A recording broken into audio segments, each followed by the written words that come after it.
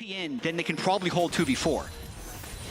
Have to see the Poppy Camille dive threat is big. Alvaro needs to be able to proc Aftershock. He immediately gets it off, buys himself a bit more time, but the Ignite is already ticking, flashing out away from Bay, but the shield is already there. Mirwin now coming in and looking to punish the Camille, taken out, perfectly timed TP. Turns that into a 1-for-1. Of course, objectives being traded here, both tower plates and grubs for Dragon. So MDK grabbing a couple plates topside for the Jinx. Elio, you're going to pick up all three of the initial grub spawn. Grub trade early on, I feel like much better than the Drake, but if we end up in a late game situation, that might change. Instant hook on the Poppy, coming in from Alvaro.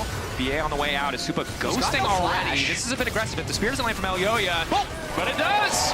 That's the damage they need. MDK from VKE, because the Lee Sin Ezreal against a potential level 6 Cassante is just a difficult target to lock down, especially when he already has double cloth armor. And now he might see the re-dive. VA coming in, level 6 there. Supa gonna be in trouble. Knockback interrupted by the trap spear. No! That's not how you want to start it, the rocket! Now the reset. Supa getting excited and getting the hell out. Meanwhile, on the bottom side, Mirwin a little bit aggro here, potentially even greedy, but now going to go Pathmaker through. Wants to go for the solo kill, getting away from the Lee Sin. It's greedy. He wants to style. He's feeling alive, but a bit overeager, and it's going to cost him as VKE are quick. They have successfully zoned MDK away from the grubs thus far. Yeah, I mean, VKE spent so much on this play already. They only get one grub. They've lost waves mid. They've lost waves tops, and I think they're going to get a fight here. Mirwin. Ulti from Mirwin is going to be big, trying to get around Caddy. Going to move forward, going to find the Ezreal, pull them right over the wall, and there's Supa. Hand delivered, the nightmare of every single AD carry. For Elioya this game, he's not trying to heavily counter jungle the Lee Sin and get a massive CS advantage for himself. He's trying to just get his Jinx ahead, because that's ultimately going to be out of lane. Looks like Supa just going straight to mid lane. Makes sense, get control of the map, and again, 5 grubs attached to a Jinx. 4-6 test. Yeah, I mean, at this point, if they are able to kill Nidalee and get a turret of their own, they're right back in the game. Close. Guri trying to hover in fog. Looks like they've locked up Mirwin. Mirwin in trouble here, unstoppable, but obviously the Camille ult still going to bring him back. Likely to fall. Mirwin now trying to get fancy with it. Will dash, have safety footwork. Not quite in range for Alvaro to get the extra range. Unstoppable though. Follow-up is there. Mirwin's still alive. Ball comes in. Cotty takes him down. Instantly the Poppy goes in. Quick wall bang to finish it. Switching sides this game. Definitely does. That Camille side lane threat is going to disrupt so much of what MDK would normally be able to do with a lead like this. So for now, they're just going to focus on playing around the Jinx. This is nice. Keep core members strong. I like using the Herald in mid lane, just get more passive control over the map instead of trying to get that additional gold from going on side. And MDK not afraid to walk up here. Supa knows he has so much coverage from his team. A second charge. All those little grubbies. Do they want to get a second tower here? Instant stun on the VA. Hook goes in. Alvaro unfortunately hitting a minion, but tower will fall. MDK feeling great about that. Is really important that they can get proper setup on this Drake and secure it, because when you give away the first 2 Drakes for Herald, Grub, and Gold control, you can't lose this 3rd Drake. Right onto the side lane. Combo decent to start, taking their time here. Frescow going to try to ult flashing out. The TP now coming in, but that TP might cost him. Mirwin. Advantage thus far. Nanaue now the one in trouble. Guri has to be careful. Low health bar. Oh, they're trapped. If a spear hits, it's going to be big. Nice sidestep going in. Quick dash out, but he should just be dead. The smite for additional movement speed. A quick thumbs up. I like the confidence on the international stage, but he's probably just dead. Yeah, he's gone. Right, but Orianna got out. It was a full recall on a bush. Now he's teleporting back TP. Cotty wants more of a fight. BA on the way in as well. Mirwin taken down. Aggressive maneuver coming from... No threat themselves, right? The MDK have not taken a single Drake yet, so instead just getting some free gold. Maybe feeling like once Camille gets to 2 items, their game plan gets a lot easier, as it will just be a tower for Drake exchange. MDK would like to make it positive in their favor, but Cotty quick with the shockwave there means that no wave to play on. No, that was a really nice ult there by Cotty. It might be blind, but you can't say he's not confident. Nope. Turret ends up going to the Syndra anyway, just 30 seconds late, so it ends up actually being the turret trade. Queen is mid to late game macro team in the context of the LEC, so a bit of a test here for them in their first play-ins game. Right now, advantage on top side, multiple members committed, no real other pressure point on the map for right now. Nanaue overcommitting, the spear connecting instantly, just one tapped here, but now the TP coming in. MDK have to be diligent on the retreat. Instantly everyone is recalling. Tier 2 tower and a kill going to be traded for this Tier 1 tower. Shogun is at least firing back.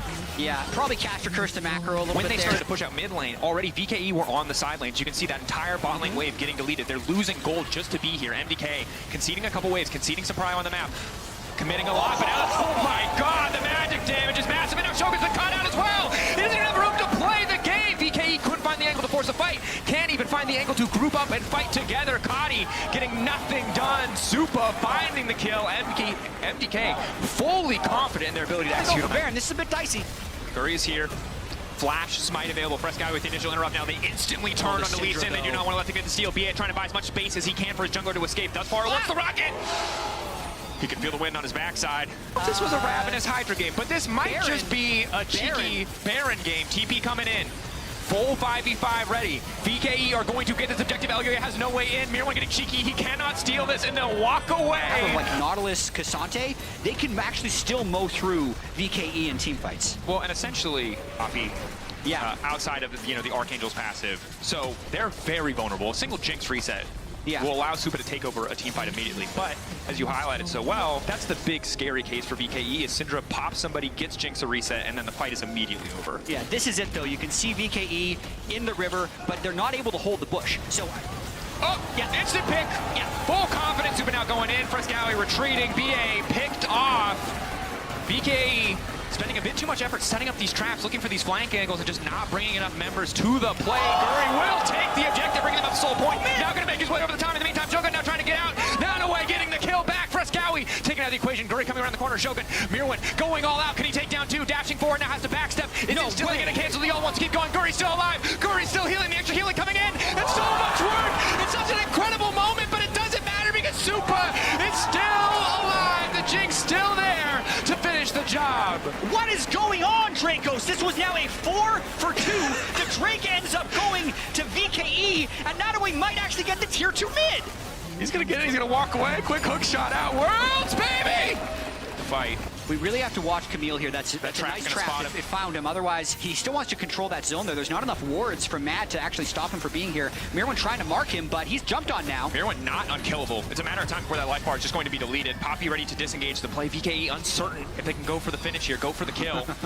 I mean, Drake's up now. Mirwan has to base TP to get back. Shogun getting chunked out. Mirwan canceled. Excellent ult coming in from Shogun. He's been so clutch for this team so many times in there.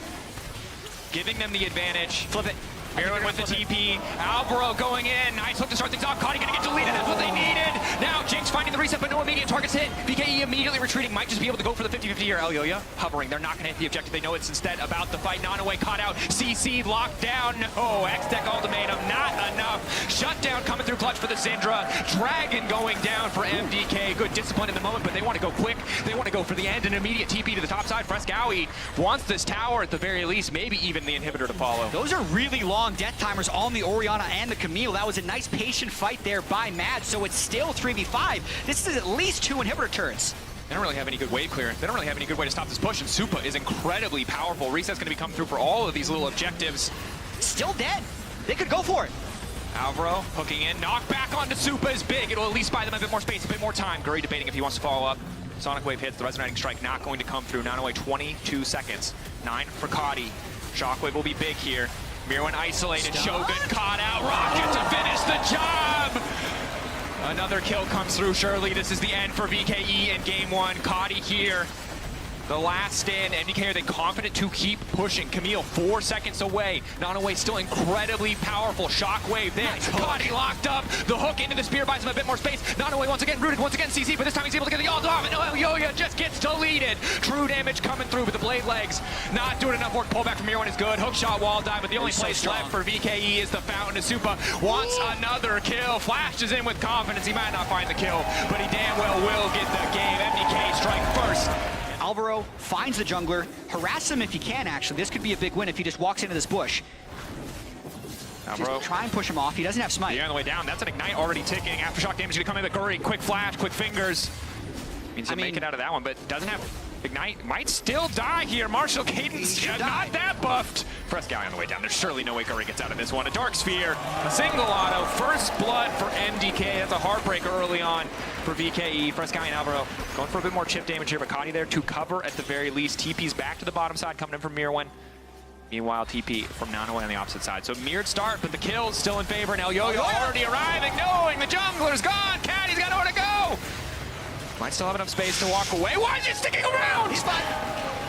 He's sticking around because he wants to kill. No, slower, they do more damage back to you, and they just get 2 kills manufactured off of this swap, maybe more. Curry's going to be in trouble here. They've spotted him now. Alvaro's going to go and going to miss on the initial Shattering Strike, but that's a level 2 Jarvan. MDK bullying VKE in this early game. 1.5k, 1.6k gold lead, not even 4 minutes in, and Shogun's now got nowhere to play. Nidalee just going to start auto-attacking with that red buff. She has cleanse. Taking their time, pullback is there, the cleanse potentially a little bit late. Elyoya wants to go for more, for sure. Level 6 Renekton probably can hold this solo, but luckily Shogun's on the way, so he won't be in a situation where he has to. MDK can't afford to overextend here. The sheer amount of CC and setup is big, but with Renekton losing his entire whole bar, perfectly timed Rocket. Not only need to be a bit quicker on pressing that R button as Curry's gonna die too. A double kill for the Jinx. This is an absolute disaster. Elyoya, Supa, Alvaro just dancing on Viking Esports. And they're not going to stop. Nidalee has enough mod to just keep throwing spears. Supa's getting this next wave, and they are going to have to abandon this turret. A map state with a lead like this, MDK can do a lot. But Mirwin matched up against Shogun. Shogun not the Ezreal anymore. Might need to burn the flash here. Does have cleanse as well. Q3 ready to go, flash forward, looking to lock him up, but Shogun clean flash out to safety, will at least survive for now. Mirwin gonna immediately cancel the all out to get those resistances back. Elyoya caught, good upfront damage. Mirwin gonna try to body block and evolve. The shockwave there, Elyoya taken down, VKE. Good heads up play, the rocket not gonna hit either. Mirwin now gonna be in trouble as well. One last shot for Shogun, but he reloads. Now gonna find the captive audience as well. Good punish, coming through from VKE on the bottom side. Mirwin overcommitting, Elyoya overcommitting. If we learned anything from game 1, it's that Vikings is never not looking for a play. So they're down, and again, they go top lane against Supa. 2 plays across the entire map. Traps are there, but I don't think they're going to save him. Just barely able to walk away. Not away, can't get close. BA, how long are the cooldowns? No flash, no ignite. Maybe they're just going to settle for Alvaro in the meantime, but he's got a flash as well. Last tick coming through, one auto will stun, but Alvaro gets the stun back. Stops any follow-up. No rocket for Supa. Playoffs performances, they frequently were. So they were second in winter split with a hot run, and then they were able to beat G2 in that best of 5, which is ultimately what qualified them.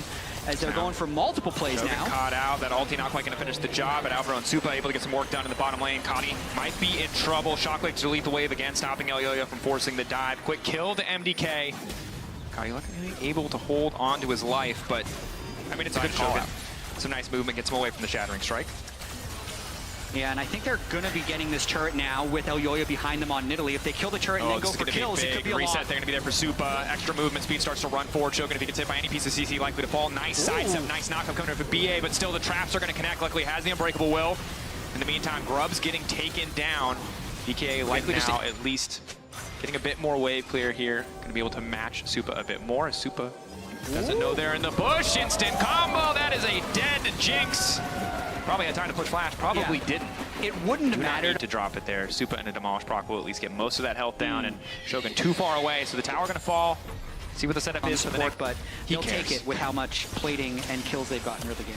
Yeah, and of course the match card lane economy snapshot, highlighting how far ahead really MDK are, but need to see what the itemization choices for Albert, how he chose to spend that money. Locket is big, stopping that Orianna burst, and now we've got a bit of creative driving here, the wraparound. Zoom, zoom! Knock into the tower, he's clean with it. Grab it again. He's watched enough initial D, he knows what he needs to do. Will they get back into the Herald? I don't think so. Initial knock coming to BA. I mean, it's 45. Decent, now the engage coming in from Alvaro, this is very favorable. Curry now trying to look for an angle, but he just doesn't have anything. Supa immediately hops into the Herald to stop any potential follow-up, and the play just fizzles. But they do manage to take down Mirwin. Now it's a reset for Supa. VKE needs to get the hell out because Kani's already blinking out far. Supa wants to step up, he can see 3 kills in his eyes, but he's just out of range. Oh man, I mean that play started with Frescowi just deleting people on the Syndra, finishes his Ludens, has I think level 11 at the start of that play. Guns, that's exactly what you want to do on Syndra, is look for a play as soon as you hit level 11. And then I was actually really surprised that Vikings even thought about fighting this 4 versus 5, but they do. One locket versus no locket is actually a really big difference. So if it was late game 1000, who cares? But on this power spike, it's big. Yep, and still making plays. Look at that Doesn't need any money for that. But the Locket does mitigate the follow-up. The Orion and the Jarvan malding. He didn't use it, I'm sorry. It still looks cool. Give it power. Yeah, you want to talk about how important it could be. But in this case, it's not, because MDK are just wildly far ahead, I think is the yeah, they're styling this game. Like, this is just, and I feel for VKE, it's desperation. Every single play has a price of admittance, and right now their base is the price of admittance. So we'll see if they want to try to go for anything. Down away, isolated off to the side, a lot of resources burned to try and get this Renekton down, but with Kadi out of the picture, they don't really have good damage to punish the resources MDK are committing onto that tankier target. Nanoe double dash out to safety, BA trying to get a bit more space. Shogun at least getting one kill. Curtain call now coming out, has to be careful of Elyoyo. The spears are going to need to be body blocked as Supa gets hit by one.